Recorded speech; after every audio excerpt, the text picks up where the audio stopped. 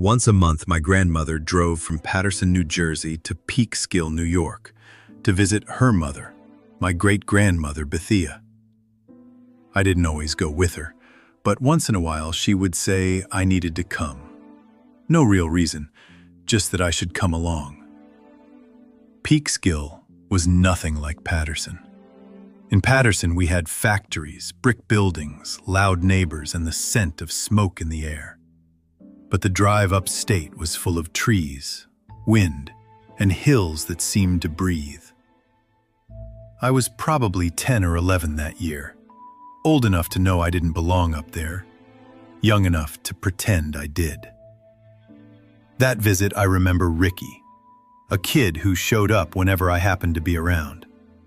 That day, he asked if I wanted to go fishing down by the river. I asked my great-grandmother first. She said yes, but paused before I left. Told me to stay on this side of the bridge. Don't cross it. My grandmother asked, "What's on the other side?" Bethia didn't answer right away. She just looked at her, then said, "Them."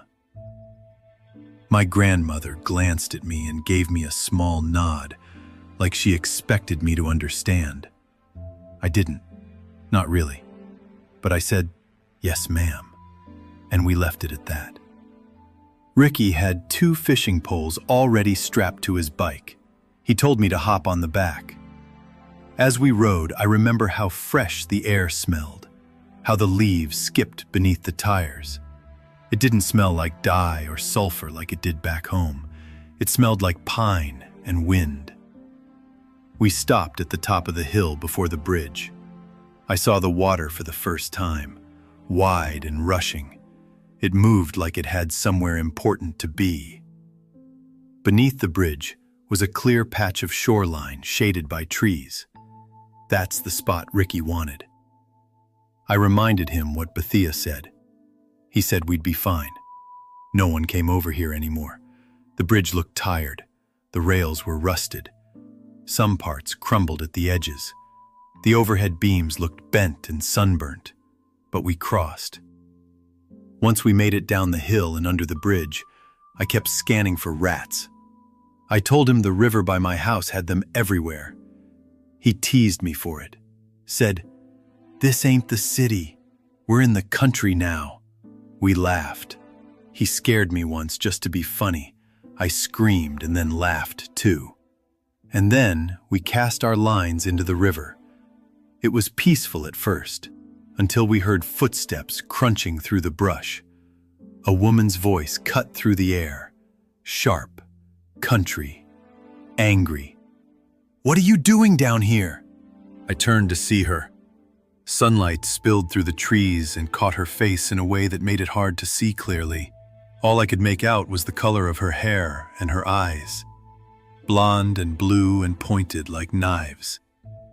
Ricky said we were just fishing. She didn't care. "I don't care what your black asses are doing. Get from under this bridge and go back to your side of town. This is private property." Ricky asked whose property it was. That made it worse. She cursed at him, told us to get out, said she was calling the police. Ricky didn't flinch, just said, "Get your pole." "Karen's calling the cops." I looked at him. "You know her?"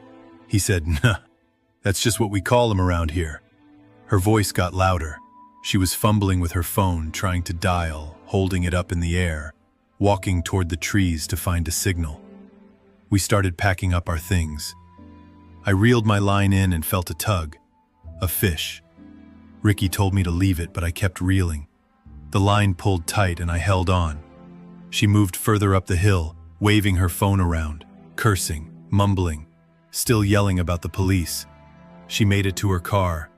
We heard the engine rumble. She threw it in gear and started heading back toward the bridge, trying to drive somewhere with signal. That's when the wind shifted. The trees moved like something had passed through them. The leaves rustled louder than before, but there was no storm. As her car reached the middle of the bridge, a deer stepped out. No warning, just appeared. She swerved. We heard the crash before we saw it. The sound of metal tearing, tires spinning. a sharp splash that reached the bottom of the hill and soaked our shoes. We looked up just as the car flipped nose first into the water. It happened fast. We saw her through the window, trapped, seatbelt stuck, her arms banging against the glass. "Help! Help!" I started to move. Ricky grabbed my arm. "Let's go." I hesitated, stared as the car sank, slowly, then all at once. He pushed his bike uphill, and I followed, grabbing the back of his shirt as I ran. By the time we reached the top, there was nothing but bubbles left. I climbed on the bike. Ricky pedaled. As we crossed the bridge, I turned to look back. A deer stood in the middle of the road, still as stone, watching me. We stopped at the edge of the woods. Ricky said, "Don't open your mouth. Don't say a word about this. We wasn't supposed to be here." And I didn't. We rode back in silence. And by the time we got home, the river looked like it always had. Just water, moving fast. No trace of anything.